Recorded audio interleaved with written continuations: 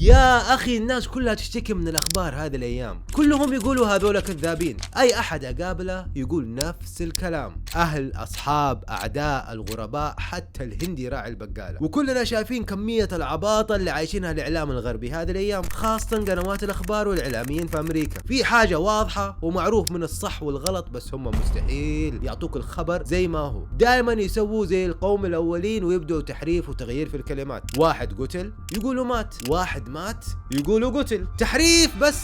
فاهم كيف؟ السؤال هو ليش؟ أنا عندي حسن الظن في الناس، يعني مستحيل تقول لي هذول الإعلاميين كلهم يحاولوا إنهم يسووا حركة رونالدينيو علينا. أكيد في واحد فوقهم نارسيسست يحاول يخليهم يتلاعبوا بالمعلومات، وصراحة الموضوع صار مرة عبيط. ترى أغلب جيل سبيستون فاهم الكذب الإعلامي، وكمان في دراسة بدأت في 2017 وطلعت نتيجتها في 2023 اللي درسوا فيها حوالي 5000 شخص من فئة الشباب اللي هم جيل الميلينيالز وجيل الجنزي في أمريكا، وسألوهم إذا هم يشكوا إن الأخبار تتلاعب بالمعلومات، ونصهم جاوبوا الجواب اللي أنت تفكر فيه، نعم.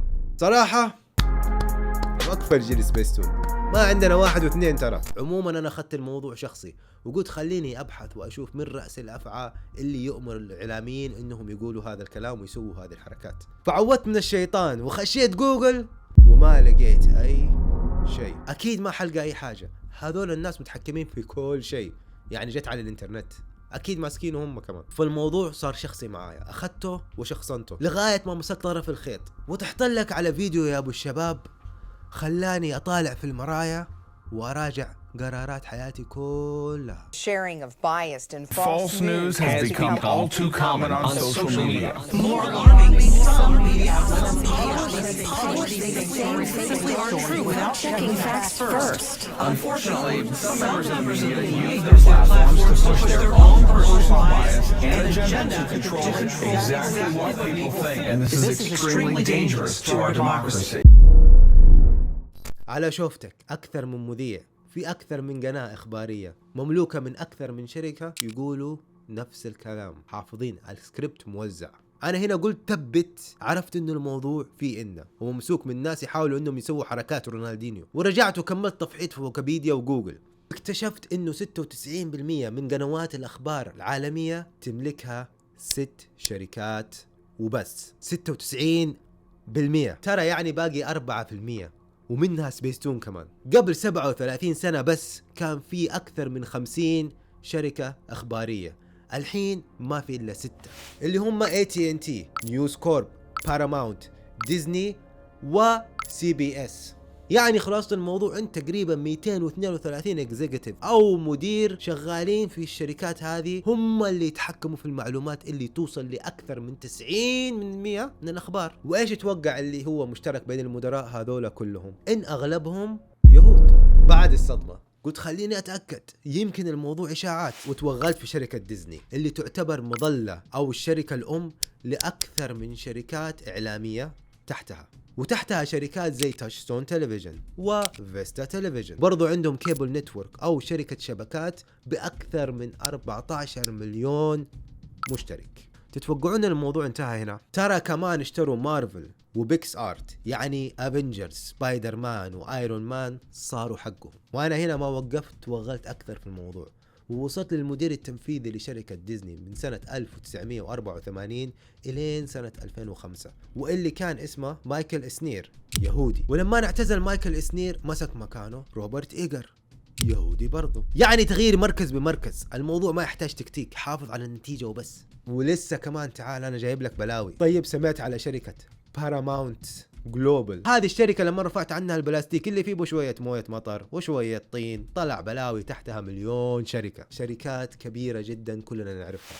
زي شو تايم، باراماونت بيكتشرز، MTV، نيكلوديان. ومدير باراماونت اسمه روبرت باكش برضو نفس الكلام. لا وفي زيادة كمان، ترى هو مسوي نسخ مصغرة منه او مينيميز وطارحها في الشركات اللي تحت باراماونت جلوبال، زي باراماونت بيكتشرز اللي ماسكها براين روبرنز نفس المواصفات كمان، وشركة CBS اللي مديرتها ويندي ماكمهون ايضا نفس المواصفات. وخذ معاك شركة كومكاست اللي ماسكة اكبر شركة انترنت كيبل في امريكا وثاني اكبر شركة ميديا في العالم NBC يونيفرسال، واللي مديرها ومالكها هو براين روبسون، برضو نفس القصة. طبعا أنا هنا قلت وقف بحث وقلت لا يطلع لي أحد من اللابتوب، مع أن الملعب كان مفتوح، لكن أخوكم يسعى في الأرض بردا وسلاما.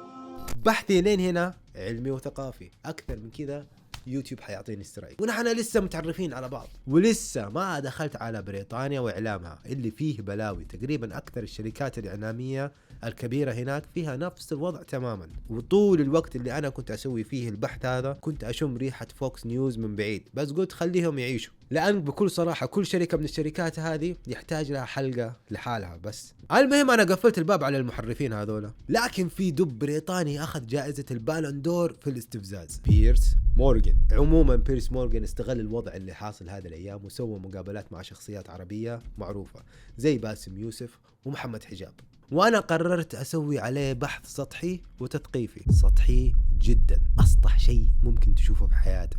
في نفس الأيام اللي بيرس مورغان صوته شحب من الاستفزاز، راح يتعشى سوشي مع الناس اللي في الصورة هذه. بنت اللي على اليمين اسمها نيكولا مندلسون. نيكولا مندلسون اللي هي شغالة مع فيسبوك، وكانت العنصر الرئيسي لما فيسبوك قررت تشتري شركة اونافو اللي هي شركة تحليل بيانات، وهذه الشركة انشأوها سينيورز من وحدة 8200 في جيش الاحتلال. والبنت اللي على اليسار اسمها كاثرين جينكنز. وكاثرين جينكنز تم تكريمها أكثر من مرة لأنها جمعت أموال للGNF اللي تساعد المستوطنين في أخذ وبناء البيوت والمباني في الأراضي المحتلة. خلينا نرجع لبيرس مورغان. نحن كلنا عارفين أنه شغال مع توك تي في اللي هي تابعة لنيوز UK اللي هي مملوكة من نيوز كروب، ومن رئيس نيوز كروب روبرت ميردوخ. طيب من هو روبرت ميردوخ؟